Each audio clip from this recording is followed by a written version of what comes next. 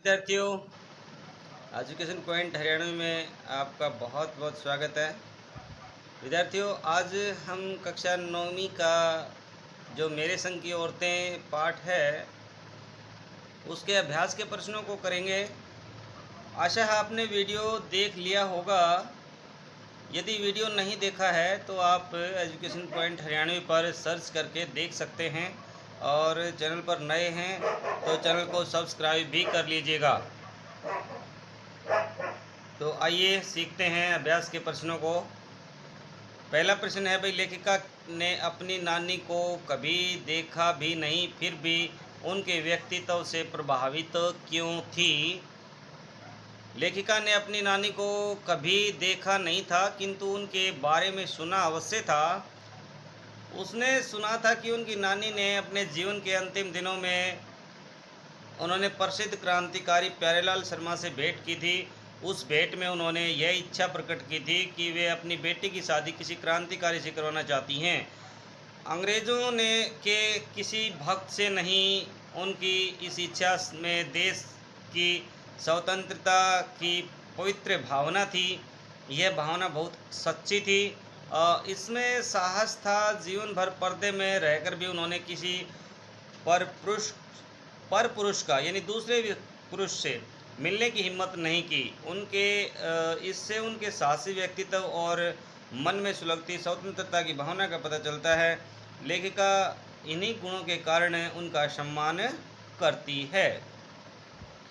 अगला प्रश्न है, लेखिका की नानी की आज़ादी के आंदोलन से किस प्रकार भागीदारी रही।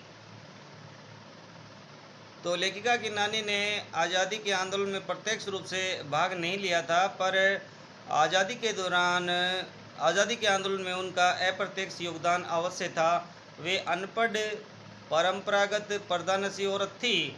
उनके मन में आज़ादी के प्रति जुनून था। यद्यपि उनके पति अंग्रेज़ों के भक्त थे और साहबों के सम्मान में रहते थे, पर अपनी मृत्यु को निकट देखकर उन्होंने अपने पति के मित्र स्वतंत्रता सेनानी प्यारेलाल शर्मा को बुलाया और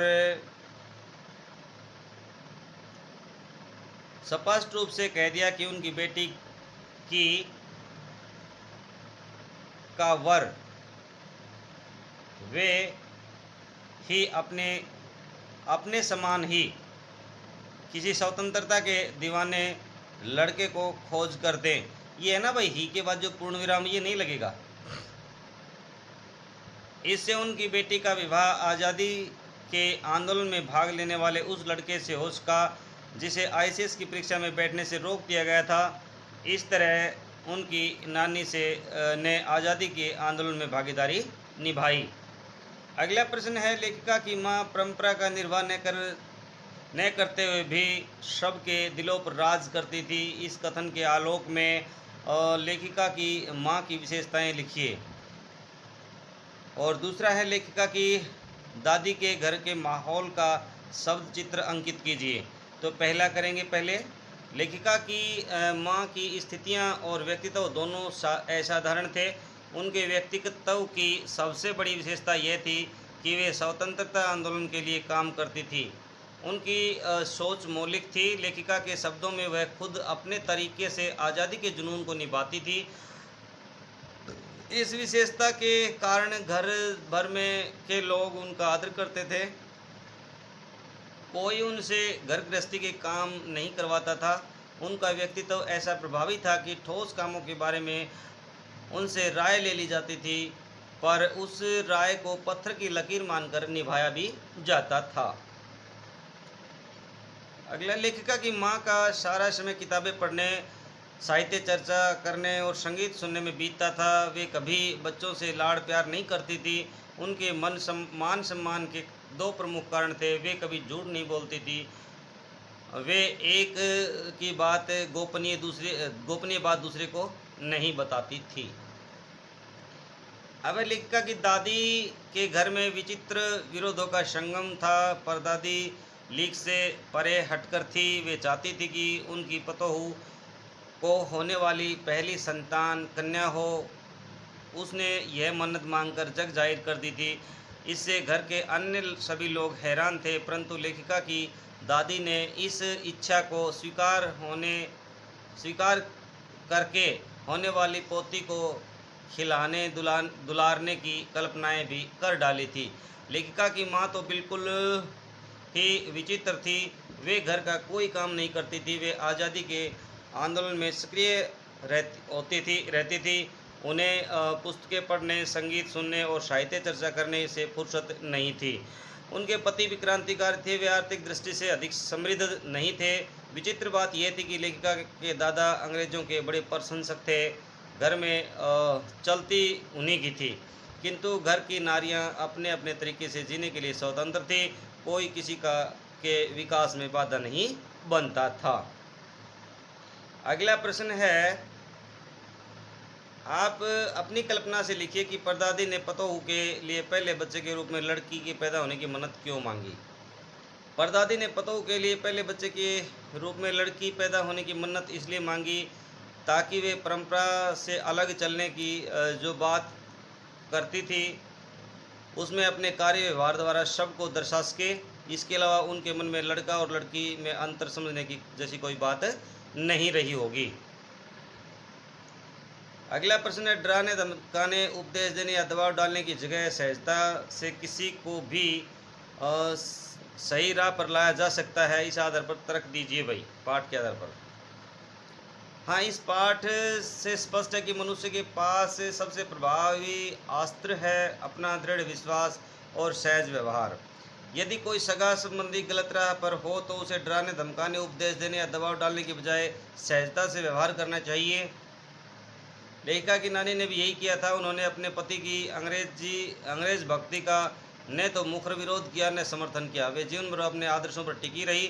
परिणाम स्वरूप अवसर आने पर वह मनोवांछित कार्य कर सकी।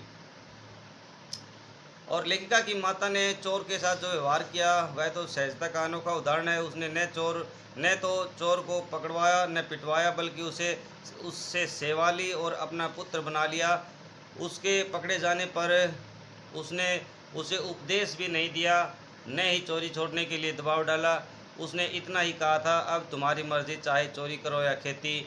उसकी सहज भावना से चोर का हृदय परिवर्तित हो गया। उसने सदा के लिए चोरी छोड़ दी और खेती के काम को अपना लिया। अगला प्रश्न है भाई, शिक्षा बच्चों का जन्मसिद्ध अधिकार है। इस दिशा में लेखिका के प्रयास का उल्लेख कीजिए। शिक्षा बच्चों का जन्मसिद्ध अधिकार है। इस दिशा में लेखिका ने अथक प्रयास किया।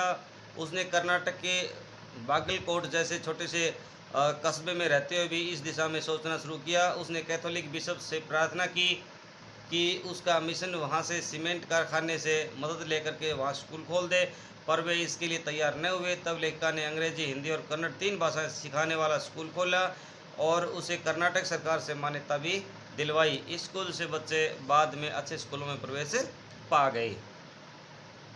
अगला प्रश्न है भाई, इस पाठ के आधार पर लिखिए कि जीवन में कैसे इंसानों को अधिक श्रद्धा भाव से देखा जाता है। तो भाई इस पाठ के आधार पर स्पष्ट है कि उच्च भावना वाले दृढ़ संकल्पी लोगों को श्रद्धा के भाव से देखा जाता है। जो लोग सद्भावना से व्यवहार करते हैं तथा आवश्यकता पड़ने पर गलत रूढ़ियों को तोड़ डालने की हिम्मत रखते हैं, समाज में उनका खूब आदर सम्मान होता है। इसीलिए लेखिका की नानी इसलिए श्रद्धा बनी क्योंकि उसके परिवार और समाज से विरोध लेकर भी अपनी पुत्री को किसी क्रांतिकारी से ब्याहने की बात कही। इस कारण वह सबकी पूज्या बन गई। लेखिका की परदादी इसलिए श्रद्धा बनी क्योंकि उसने 2 धोतियों में से एक संचय न करने का संकल्प लिया। उसने परंपरा के विरुद्ध लड़के की बजाय लड़की होने की मन्नत मांगी। लेखिका की माता इसलिए श्रद्धा बनी क्योंकि उसने देश की आज़ादी के लिए कार्य किया। कभी किसी से झूठ नहीं बोला, कभी किसी की गोपनीय बात दूसरे को नहीं कही। ये सभी व्यक्तित्व सच्चे हैं, लीक से परे हैं तथा दृढ़ निश्चयी हैं। इस कारण इनका सम्मान हुआ, इन पर श्रद्धा प्रकट की गई। अगला है, सच अकेलेपन का मजा ही कुछ और होता है। और इस कथन के आधार पर लेखिका की बहन और लेखिका के व्यक्तित्व के बारे में विचार व्यक्त कीजिए। सच अकेलेपन का मजा ही कुछ और है। इस कथन के आधार पर ज्ञात होता है कि लेखिका और उसकी बहन दोनों ही अपने दृढ़ निश्चय और जिद्दीपन के कारण उन उक्त स्थानों को कथन को चितार्थ ही नहीं करती बल्कि उसका आनंद भी उठाती हैं। लेखिका की बहन रेणु तो लेखिका से भी 2 कदम आगे है। वह गर्मी में भी उस गाड़ी में नहीं जाती थी जिसे उसके पिता ने स्कूल से उसे लाने के लिए लगवा रखा था। एक बहन गाड़ी में आती थी जबकि रेणु पैदल। इसी तरह शहर में एक बार 9 इंच बारिश होने पर भी शहर में पानी भरने के कारण घर वालों के मना करते रहने पर भी वह लब लब करते पानी में स्कूल गई और स्कूल बंद देख करके वापस लौट आई।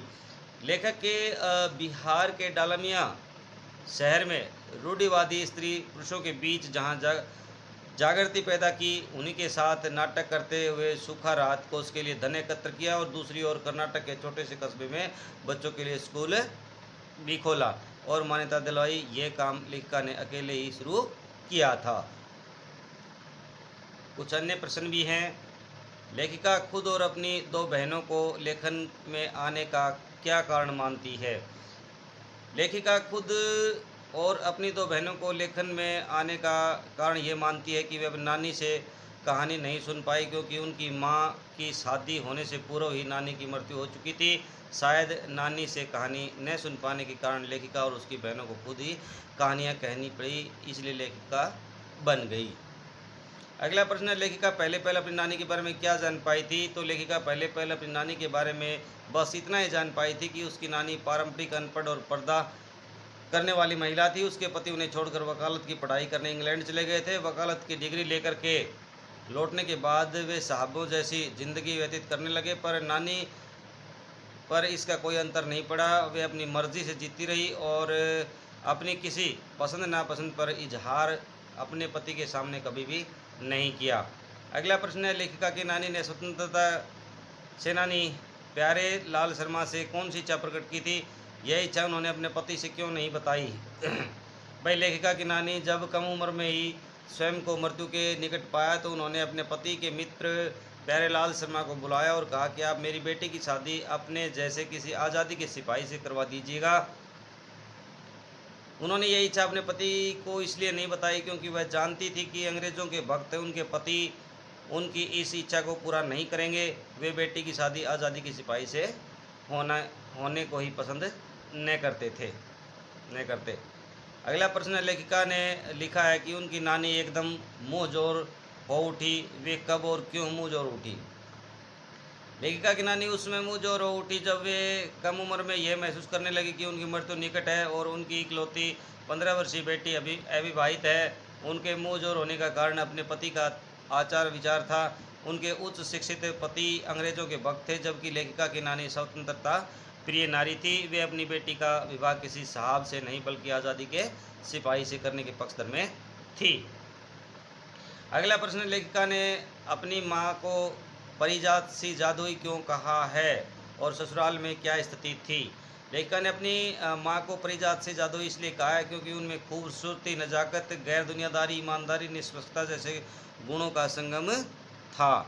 इन गुणों के कारण ससुराल में उनकी स्थिति यह थी कि उनसे कोई ठोस काम करवाने की बात नहीं करता था और हर काम के लिए उनकी ज़बानी राय ज़रूर मांगी जाती थी और उनकी राय को अकाट्य समझते हुए उस पर अमल भी किया जाता था। अगला प्रश्न है, लेखिका को अपनी माँ और अन्य परंपरागत माताओं में क्या अंतर नजर आया? भाई, तो लेखिका को अपनी माँ और अन्य परंपरागत माताओं में यह अंतर नजर आया कि परंपरागत माएँ अपनी संतान का हर काम अपने हाथ से करवाती, उनकी ज़रूरतों का ध्यान रखती हैं, पर उनके लिए समय निकालती हैं। परंतु लेखिका की माँ अपने बच्चों के लिए कभी लाड़ प्यार नहीं किया और न उनके लिए खाना बनाया, न अच्छी पत्नी बहू होने की कभी सीख दी। घर के कामकाज में उनकी अरुचि थी। वे अपना अधिकांश समय पुस्तकें पढ़ने, साहित्य चर्चा करने में बिताती थी। यह काम भी वे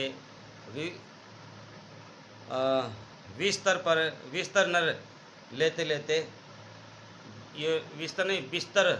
पर है भाई, लेटे लेटे करती थी।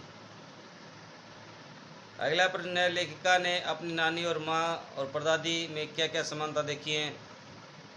ये छोड़ दीजिए इस क्वेश्चन को भाई। अगला प्रश्न है, चोर से कहाँ गलती हुई कि सारा अनुमान लगाकर घुसने पर भी वो पकड़ा गया? मेरे संग की औरतें पाठ के आधार पर लिखिए। बस ये प्रश्न पीछे आ चुका है, इस प्रश्न को भी मत लिखिएगा, छोड़ दीजिएगा। अगला प्रश्न है, लेखिका की परदादी के कार्य व्यवहार से आपको, ये भी छोड़ दीजिएगा भाई।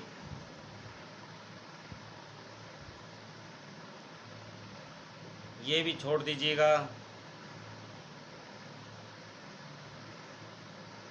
बस इतने ही क्वेश्चन आप करेंगे, काफ़ी हैं। इम्पोर्टेंट क्वेश्चनों को मैंने करवा दिया है विद्यार्थियों, तो आप बने रहिए अगले वीडियो तक मेरे साथ। एजुकेशन पॉइंट हरियाणवी में बहुत जल्द मैं आपका अगला लेसन लेकर आपके सामने आऊँगा, तब तक बने रहिए मेरे साथ एजुकेशन पॉइंट हरियाणवी पर। जय हिंद, जय भारत विद्यार्थियों।